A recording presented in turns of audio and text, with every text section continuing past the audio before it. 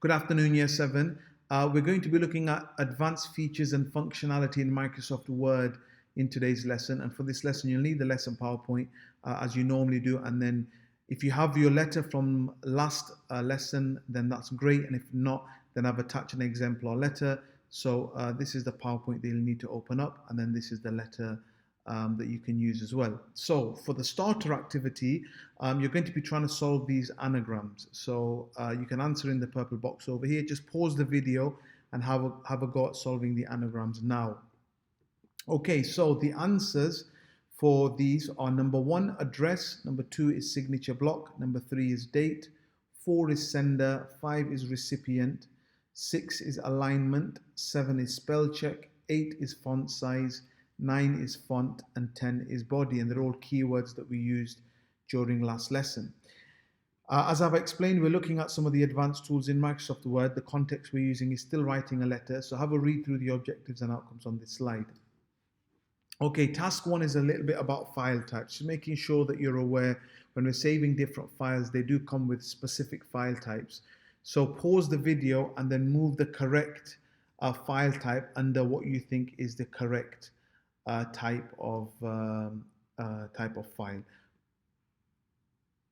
Okay, so I'm going to go through the answers now. PPT is a type of presentation. RTF is a type of document. It's rich text file. .txt is a type of document. .mp3 is a sound file, so that would be sound. .docx is another type of document. PNG is a type of image. A .gif file is a type of image. PPTX is another type of presentation. WMV is a video file.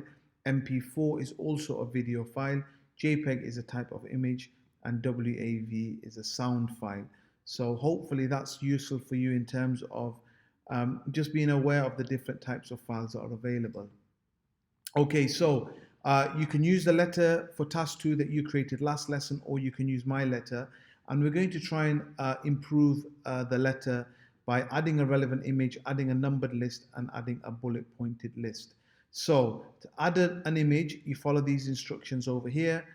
You have to make sure you've saved the image onto your area. Then you're going insert, and then you're looking for an image over here. So you've got insert picture, and then if you've got it on your computer, picture from file, and then you'd follow through. So see if you can add an appropriate image to your letter. Second thing I've got is a numbered bullet point. So a numbered bullet point over here is, again, we're just going to go to the home area, and this section over here is a numbered bullet point, and see if you can add an appropriately context-specific numbered bullet point. Last thing is a standard bullet point, not a numbered one. So that's this one over here. You can add, you can look at the different options by clicking on the little arrow next to it to see what other options are available if you wanted to do that as well. So see if you can add a bullet points onto your letter. For evidence purposes, I'm going to ask you to screenshot, so keep making sure that you're saving your work. Now, I want you to just think about on this slide what sort of images you can add, what sort of numbered list you could add, and what sort of bullet points you could potentially add. So just 2 or 3 ideas underneath each of these.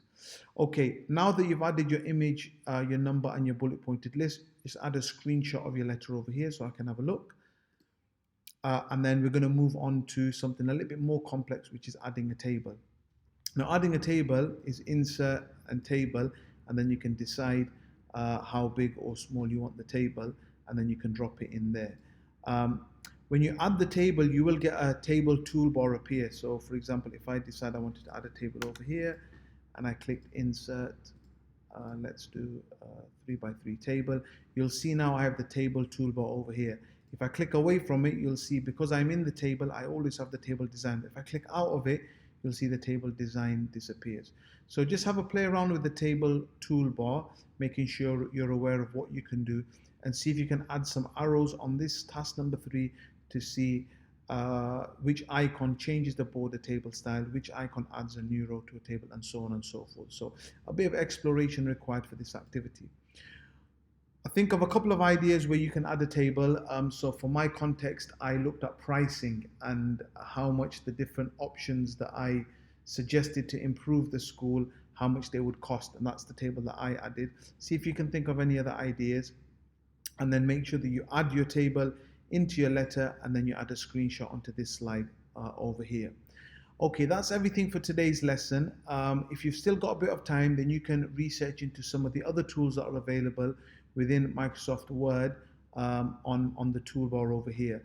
Pick any 5 tools, add a screenshot, and then just write what it does over here, just to show that you're confident to explore different tools and see how they can help and support you in terms of your work. Yeah. Okay, just to finish off the lesson, just have a think about, we did a lot of work last lesson on formatting a document, changing the font size, change the color, underlining things. Just a quick 2-3 sentences here on what you think the purpose of formatting a document is and what benefits it brings. Okay, that brings us to the end of today's lesson. So save all of your work, upload it to Teams, and then make sure you sanitize your desk, your chair, your keyboard, and your mouse, and have a lovely weekend. Thank you.